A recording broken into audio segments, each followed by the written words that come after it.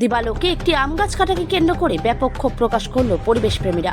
চাঞ্চল্যকর ঘটনাটি শুক্রবার দুপুরে বালুরঘাট শহরের জেলা পরিষদ সংলগ্ন ডাকবাংলো পাড়ার ঘটনা।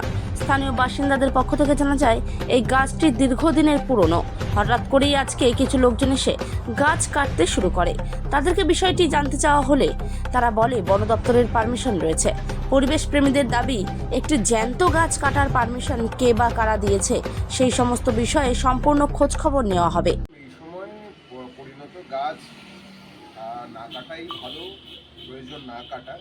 কিছুদিন আগে আমরা একটি গাছকে প্রতিস্থাপনও করেছি এই শহরে, ফলে সেই উদাহরণ নেওয়া যেত। যাই হোক, এই খবরটা আমি এইমাত্র জানলাম। আমাকে জানতে হবে যে ওই আম গাছটি কাজের জায়গায় আছে।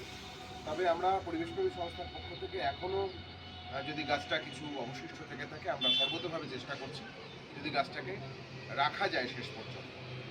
গাছটার ডালপালা মোটামুটি কাটা হয়ে গিয়েছে, তো অনেকেই দেখছে কিন্তু কেউ কোনো প্রতিবাদ করছে না। আমরা এইমাত্র জানতে পারলাম, আমরা নিশ্চয়ই এটা নিয়ে পদক্ষেপ গ্রহণ করব। আমরা অনুরোধ করবো, আমরা অবশ্যই পদক্ষেপ গ্রহণ করবো। আমরা এইমাত্র জানলাম, আমরা সংস্থার পক্ষ থেকে দেখছি কতটা কি করা যায়। Thank you.